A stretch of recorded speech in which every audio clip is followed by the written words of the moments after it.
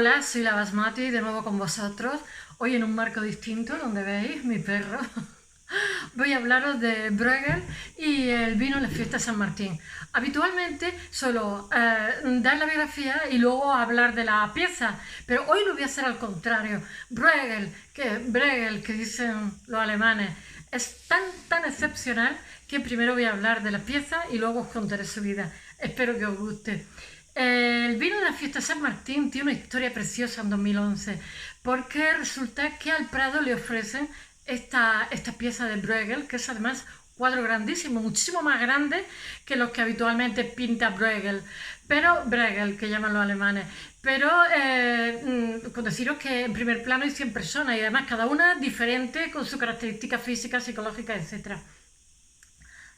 Entonces se lo ofrecen al Prado, pero el Prado, claro, dice, ya, nosotros antes de pagarla, porque hay que restaurarla, está destrozada, ni siquiera saben si la van a poder recuperar. Pero resulta que a Bruegel lo imitan tanto en su época, incluso uno de sus hijos, hay cientos de copias, esto es una sarga sobre lino, que está hecho al temple. Sabéis que el temple es biológico, es clara de huevo, en fin, es muy vulnerable y estaba destrozada.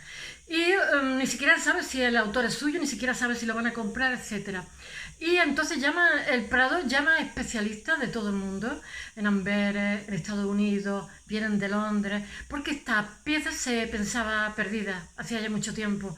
Este señor es un señor como diría yo, apreciadísimo a partir del siglo XX por especialistas, por el gran público, por todo el mundo. Es excepcional, está lleno de misterio, todo lo que tiene es misterio. Y aunque le llamen Bruegel el viejo, no sé si murió con 40 años o 41 años, es que en aquella época 40 años ya suponía ser viejo. Bueno, el caso es que vienen todos los especialistas, le hacen radiografía, ultravioleta, y dicen, sí, es de Bruegel. Entonces un cuadro que en la calle valdría 25 millones de euros, que creo que sea un poquito más que 25 millones de dólares, para mis amigos americanos, para que lo sepan, el dueño lo vende por 7 millones. He de deciros también, porque quiere que tenga una repercusión pública, he de deciros también, estoy aquí con mi chuleta, pero ahora no estoy mirando la chuleta, he de deciros también que la pieza está tan destrozada que no saben si la van a poder recuperar, porque además, al ser tener en cuenta que son casi 500 años, es una barbaridad. Bueno, esta pieza es deslumbrante, pero no solo. La fiesta de San Martín, sabéis que San Martín es un santo que en los Países Bajos, no sé si es el 11 de noviembre o el 4 de noviembre, a 1 de noviembre, es la fiesta de la vendimia, ¿no? Cuando ya, a partir de entonces, se comienza con el ayuno de Adviento, ¿no? Que son 40 días, algo así. Entonces, como es el primer vino, se hace una fiesta. Claro, como es Martín Lutero, pues como que el norte de Holanda lo celebran mucho porque son luteranos. Pero bueno, ya sabéis que San Martín lo que hace es darle su capa, se quita la capa y se lo da a los menesterosos, a un menesteroso. En este cuadro tiene 2 menesterosos y está partiendo la capa por la mitad. Bueno, he de deciros que, bueno, si me pongo a contar una cosa y os cuento 400. Bueno, he de deciros sobre este cuadro, ahora os contaré su biografía, que es excepcional, es gigantesco. Voy a seguir con el cuadro del Prado. Mirad, este cuadro, cuando le hacen radiografía, cuando le arrojan ultravioleta, descubren que ha pertenecido al duque de Mantua y que entonces nuestro duque de Medinaceli, cuando es embajador en 1700, en el siglo XVII, 1600, en Roma, compra esta pintura y la tiene su familia hasta el año 56, que se la compra. Es una pintura gigantesca. Es de deciros que Pieter Bruegel, su obra mejor es El último lustro, que son, no sé si de 1565, 1569. Y esta obra está pintada en esta época. Además de eso, es un tamaño gigantesco. Normalmente, mirar, cuando se compra una pintura no se compra por metros cuadrados, se compra por la capacidad narrativa que tenga. Pero es que esta obra, aparte de tener una capacidad narrativa gigantesca, es gigantesca de tamaño. Solamente el primer plano hay 100 personas que están retorciéndose, una está vomitando, hay un novicio que le está robando a una mujer. Mirad, en el centro hay un ojo que no es un ojo realmente, que es una barra ¿cómo se dice? Un tonel de vino, que es simbología el triángulo con el ojo de Dios, ¿no? Y entonces es como la blasfemia, porque esto tiene un componente también moral, tiene muchas lecturas, ¿no? Entonces, en ese día de San Martín se celebra hoy día también, es una fiesta tremenda. Ya os digo, estamos al norte, estamos con los luteranos, estamos en pleno cisma occidental. Hay 100 personas en primer plano, en pirámide, una pirámide de 100 personas. Todas están locas, intentando, como si fueran lombrices, subiendo, peleándose, empujando por pillar ese vino que cae gratuito de la barra del tonel de vino, ¿no? A la derecha está el santo que va a caballo, ¿eh? Pero a la derecha están también las puertas de Bruselas, pero a la izquierda están una aldea que es un arrabal, ¿no? Entonces yo hoy he leído muchas interpretaciones de este cuadro, ¿no? Pero ha habido una que me ha encantado, que es de Calvo Serrayés, que dice que, bueno, que en realidad no es que en realidad lo que tiene es una especie de fuerza centrífuga y centrípeta, ¿no? Que esas especie de lombrices que se encaraman peleando entre ellas por el vino, que se roban y se pelean, que es como una especie de canto también, ¿cómo diría yo? A la Grecia de los dioses, por decirlo, es que no me acuerdo. Eso es una especie de canto a la vida, ¿no? Después esta es una balanza en ese triángulo, porque es una pirámide. En un lado está el santo San Martín, que está repartiendo a caballo, muy bien vestido, su capa entre dos menesterosos, ¿no? Y entonces, por un lado está la ciudad, las puertas de Bruselas, y por otro lado está la aldea, en medio, o sea, al lado de ese triángulo. Y él dice que en vez de ese sigma, que también la lectura que tiene, que me ha parecido muy bonita, que es como los dos contrapesos de una balanza, o sea, la reforma y la contrarreforma, pero por otro lado está también la modernización de Occidente, de la Europa occidental, y todavía el campesinado, porque hay un contraste entre ambas. Es una maravilla de cuadro, maravilloso, perfecto. Bueno, he de decir una cosa, este cuadro cuando llega al Prado se encuentran con que tiene unos barnices horrorosos, que no saben si van a poder quitárselo, porque sabéis una cosa, siempre cuando restaura algo, yo estuve trabajando en restauración a época, porque tenemos que saber de todo, tienes que preparar lo que tú restaures, no lo tienes que, por mejorar la restauración no tienes que dejarle algo que lo hacen los arquitectos que no saben de restauración. Le echan, ¿cómo se llama?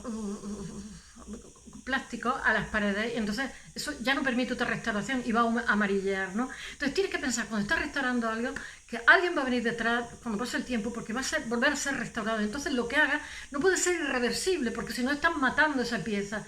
Y siempre cuando se restaura, sobre todo en las cosas que vienen del siglo XIX, o sea, del medievo, por favor, porque este señor está a caballo, Bruegel el viejo está a caballo, entre el medievo y, ¿cómo se dice?, y el Renacimiento. Porque, quieras que no, sus pinturas tienen un componente de moral, por decirlo de alguna manera. Él está mostrando, hay paganismo, es que no me salía esa palabra, esa gente que está loca por pillar ese vino gratis, gente que cada una es diferente, pero sin embargo están unidos en un hilo narrativo, esa gente que se empuja, mira mi perro, está diciendo la loca esta, habla con el teléfono, esa gente que se empuja, que se achucha, una ama de casa que está con el niño que le está metiendo vino, un novicio que le está robando a esa ama de casa, otro que está vomitando, 100 personas, tiene un componente de temor de Dios, ¿no? Es una alegoría, pero él es heredero del Bosco, pero ojo, es heredero del Bosco, tiene influencia, pero no es el Bosco, porque él es ya moderno. Él no quiere aterrorizar al que observa. Él lo que pasa es que desafía al que observa, porque un cuadro donde hay 100 personas, así en primer plano, y está ocurriendo una narración, o sea, es que necesita horas. De hecho, sobre esta obra hay un libro de Mariano Bozal, que es interesantísimo, me gustaría leerlo, y también de alguna forma me ha recordado muchísimo todo lo que ocurre en esta escena de gente empujándose por ese vino gratis antes del Adviento, antes de los 40 días de ayuno del Adviento, porque realmente cuando es la primera cosecha, cuando ¿cómo se dice?, se celebra esta esta cosecha, que para ellos es en noviembre y para nosotros es en septiembre, porque nuestro clima es más cálido, se está cerrando ya la agricultura de verano y se empieza a hibernar. O sea, todo lo que has cosechado tienes que vivir, entonces se empieza otro periodo. Son ciclos que hay a lo largo del año de una tradición agrícola y donde la sociedad ya empieza, como si dijéramos, otro comportamiento, estar en casa, al fuego del hogar, etcétera, etcétera. Bueno, entonces el cuadro es un contraste entre la modernización occidental, que es el santo, que va todo bien vestido, tiene una cierta distancia, sin embargo, ese paganismo de la aldea rural, de los campesinos que están diciendo bebamos, bebamos, porque no sabemos si mañana estaremos muertos de hambre o qué sé yo, muertos. Y entonces es una especie de carpe diem. Bueno, solamente os he contado, bueno, ya os digo que en medio está el barril de vino. En fin, ahora os voy a hablar un poquitín de... Hoy he empezado al contrario. Mirad, es imposible, sería fácil que yo colocara ahora mismo el cuadro, pero resulta que los americanos son más estrictos para estos temas. Entonces tengo un blog que lo voy a colocar ahora mismo con todas las imágenes. Ahora os voy a hablar un poquito de la vida de Bruegel, que dicen los alemanes. Su vida es muy, muy interesante, pero os voy a decir una cosa. De este señor ha habido que, ¿cómo se dice?, contrastar la información, porque resulta que no se sabe nada. O sea, se saben cosas, pero se vislumbra, por decirlo de alguna forma, muchísimo. Mira, Bakhtin o Baitin, el ruso, habla de todo esto que os he contado, de cómo pasa desde la antigüedad, incluso por encima del cristianismo, estas tradiciones carnavalescas, estas tradiciones bueno, pasémonos bien hoy porque no sabemos mañana qué será de nosotros, esta carne pecadora, ¿no? Y tiene un poquito que ver con lo que estoy contando. Se hace un trabajo muy, muy brillante. Ahora os voy a contar la vida de Bruegel, que son la mayoría hipótesis, algunas de ellas contrastadas. Espero que os guste. A ver si soy capaz de encontrar la chuleta, porque siempre me pasa. Vamos a ver. Él nace en Breda. Y al principio tiene fascinación con los campesinos. De hecho, se disfraza de campesino. Vamos a ver, él nace en Bruegel el Viejo.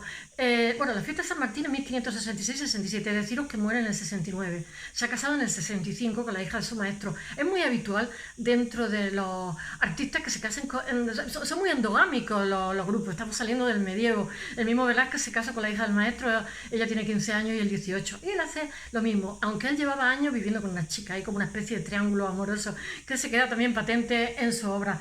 Y bueno, deciros que eso que os he contado de la obra de Bruegel, lo del vino de no sé cómo se llama, el vino de la fiesta de San Martín, es de 1911, que el que gasta muchísimo dinero, el sponsor que patrocina, la obra se compra por 7 millones, y el que patrocina, que vale un pastizal, el que se pueda recuperar, que eso ni siquiera lo sabían, si podían recuperar la Sarga, es Iberdrola, que es el sponsor, el patrocinador, y a Dios gracias sí que se pudo. Y la restauradora dice que tuvo que pintar al temple con los mismos pigmentos, porque son pigmentos apagados, por decirlo de alguna forma. No puedes dar una pincelada que sobresalga del resto, y es bastante, bastante complicado, ¿eh?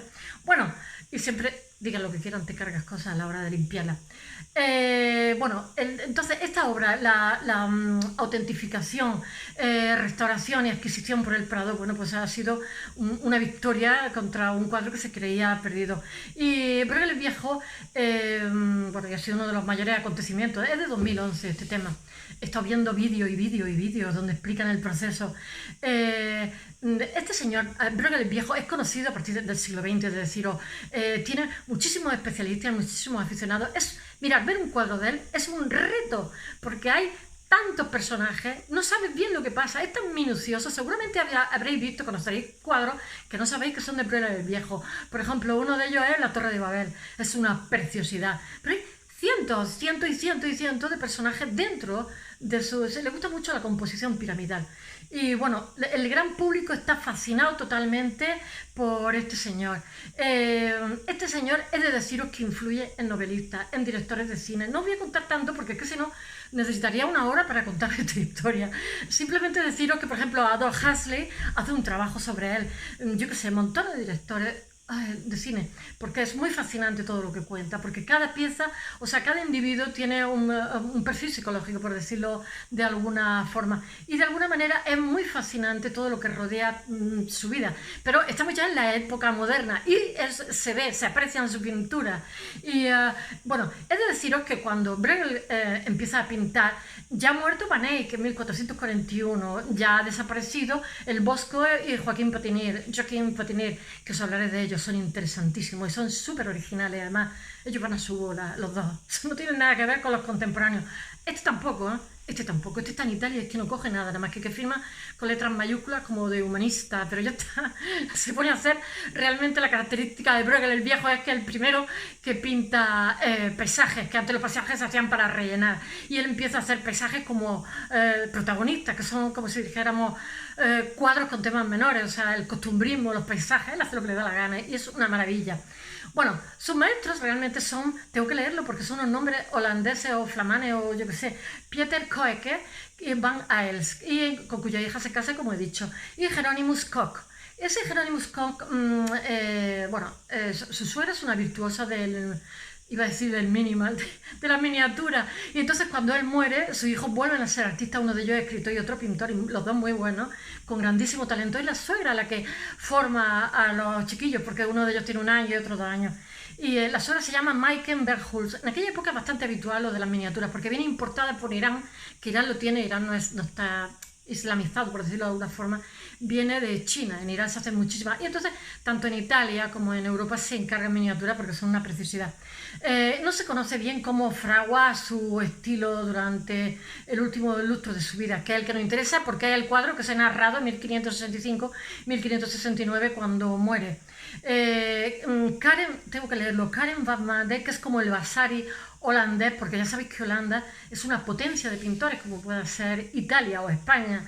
Él crea un libro que se llama El libro de los pintores de 1604, y entonces su hijo es tan vivo, entonces la información que tenemos de ese señor es gracias a que está contrastada con los testimonios de su hijo y con los hijos que viven todavía en ese momento, que son Jan Bruegel y Pieter Bruegel, el joven. Jan Mader cuenta que él entra en el gremio de los pintores en 1551 y entonces en Amberes, porque el primero vive, Bruegel el viejo primero vive en Amberes y luego cuando se casa la suegra le exige que vaya a vivir a Bruselas, pero él realmente es más feliz en Amberes. Entonces en Amberes lo que pasa es que está trabajando con un señor que tiene mirad, mi conclusión, que no es la de Calvo Serrayer, porque esto de alguna forma de Calvo Serrayer muchas cosas, es que este señor en esa imprenta que se llama Los Cuatro Vientos, trabaja y tiene más obra en papel que pintada, trabaja muchísimo.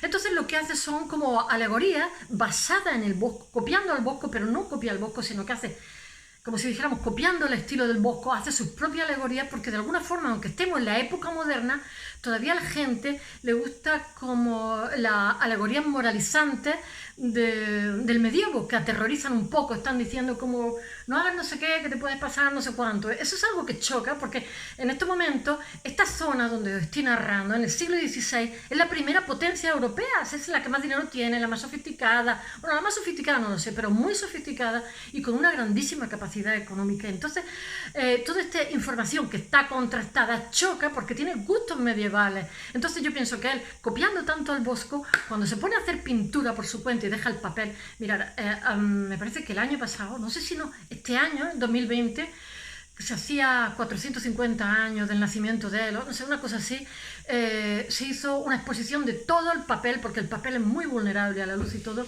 de toda su obra en papel, que es una preciosidad. Y claro, ese copiar al Bosco influye luego en el tipo de pintura que hace, que es original, pero tiene un coletazo del Bosco muy, muy fuerte. Y os puedo asegurar que sus dibujos son excepcionales, totalmente excepcionales. Bueno, nada más que recibirse, que dirían los argentinos, se va a Italia, porque en el siglo XVI, si tú quieres ser artista, tienes que conocer primero el Gran Sur, el Gran Tour, que decían los ingleses. Entonces, en 1551 se va a Italia, entonces recorre Italia hasta Sicilia. Y bueno, él se casa también con Maike Kue, que tengo que leerlo, y se instala en Bruselas. Y el viaje a Italia lo inicia en 1552, poco después de ingresar en el gremio y de reconocer el reconocimiento del maestro del gremio en Amberes, que es donde él está viviendo. Entonces recorre la península itálica hasta llegar a Sicilia, entonces va con, tengo que leerlo, Martin de Vos y Jacques Johrenlich. Es que son unos nombrecicos, pero después hay información que no se ha podido contrastar, porque en Roma se sabe que está con Giulio Clovio. Hace obra, toma muchísimos apuntes, pero realmente, aunque parezca curioso, lo que le impacta del viaje a Italia no es en Italia, sino el cruce de los Apeninos y de los Alpes. Y después de todos esos apuntes hace muchísimas obras. Y bueno, esto es como una obligación para los artistas flamencos. Es difícil saber la huella de Bruegel porque no sabemos prácticamente nada de su vida, qué es lo que hizo de Italia en él.